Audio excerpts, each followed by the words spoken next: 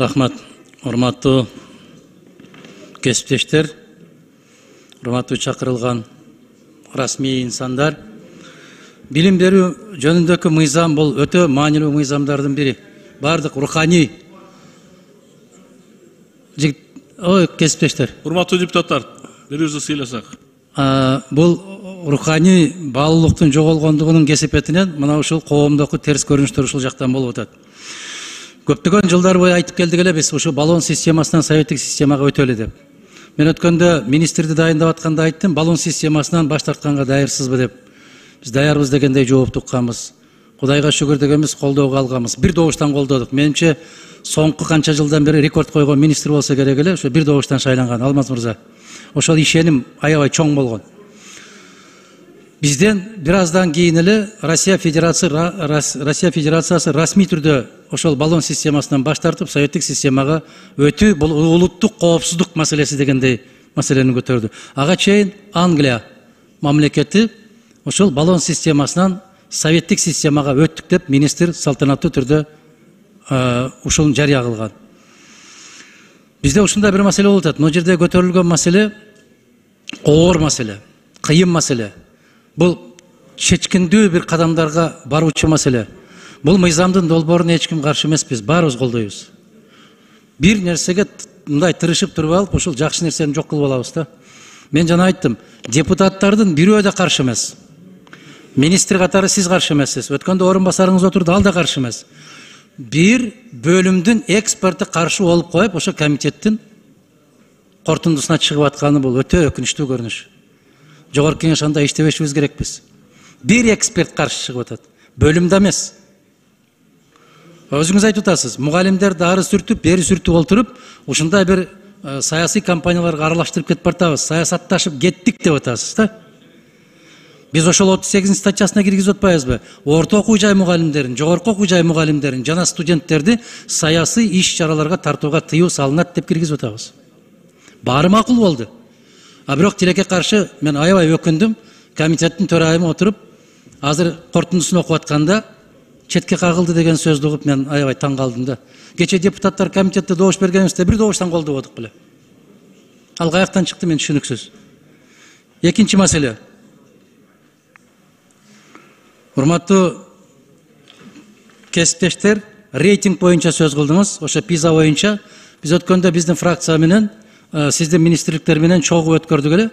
Анын жыйынтыгы боюнча биздин кыргыз мамлекети миңдикке да кирбейт экен. Бир да окуу жай миңдиктин ичине кирбейт экен. Бул деген өтө оор маселе. Азыр айттыңыз, Азия өлкөмүндө 500-дүн бирине кирсек, дүйнөлүк 1000-дин ичине кирсек деген программабыз бар деп. Муну ол 200 чакырым арыста турган Алматыда Казак мамлекеттик университети 150-нчи орунда турат. Кече кирди жакында. 150-нчи орунга кирди. Демек, бизде миллиардтаган акчалардын баары комго сиңген суудай жок болуп кетип баратты. Пайдасы жок болуп атат, эффект жок болуп атыптыр да. Биз 1000-дин ичине кире албай атат экенбиз.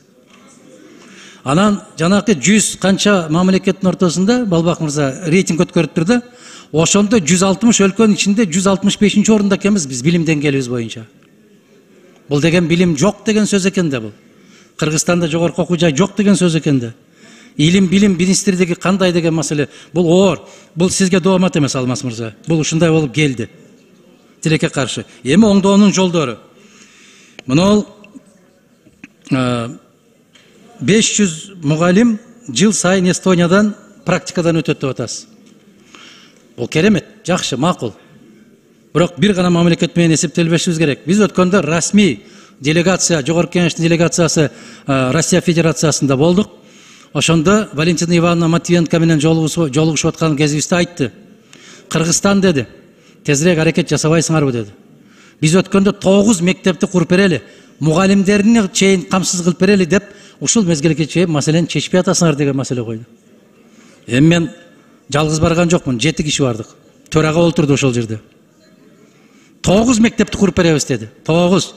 Мына Тажикстанга 10 мектепти куруп бердик, мугалимдерди жибердик.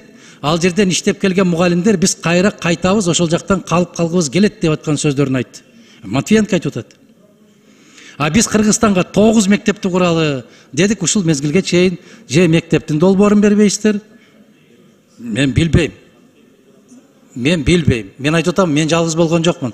Кимдер болду мына? 7 депутат баарыбыз чогуу катышып отурганбыз ошол жерде. Анан ага эмне тормуз болуп атат? Жана бир коллегабыз туура айтты, айыл жерлеринде орус тили калып кетти. Шаарларда кыргыз тили калып кетти. Мына жерде дагы азыр министр мырза сизге терең ыраазычылык билдирем. Сиз ар бир орусча берген суроого кыргызча жооп берип атасыз, болбой орусча берип атат, кыргызча жооп берип атасыз. Биз өзүбүз көтөрбөсөк, бизди эч ким көтөрбөйт. Мен ошон үчүн сиздерге кайрылып айтам дайым. Жана программаларды киргизгениңиздерде мындай бир бирдиктүү программа болуш керек да. ОРТдан качышыбыз керек.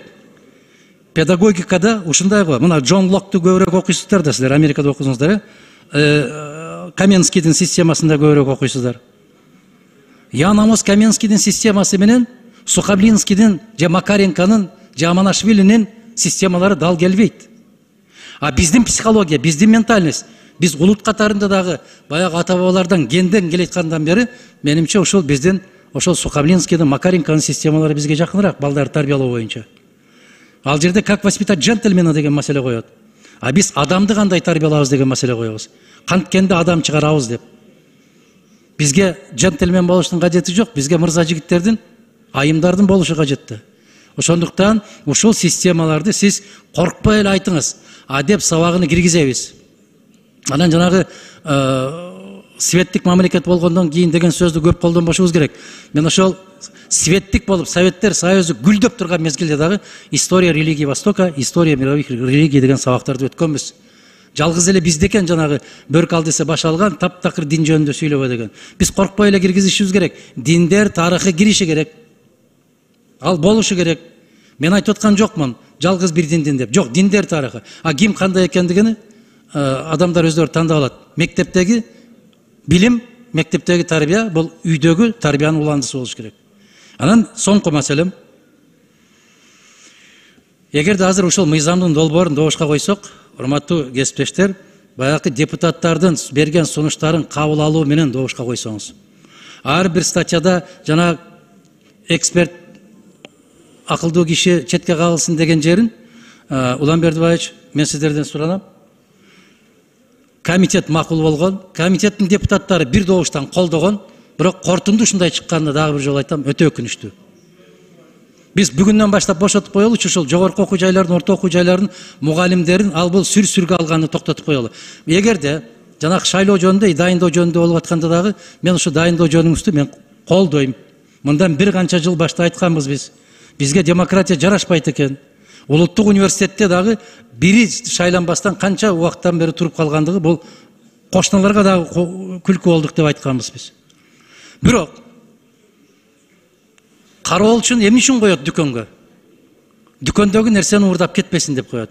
Бирок кароолчунун өзү ууру болгону коркунучтуу да. Туурабы? Кароолчунун өзү ууру чыгып калат да көпчүлүк учурда.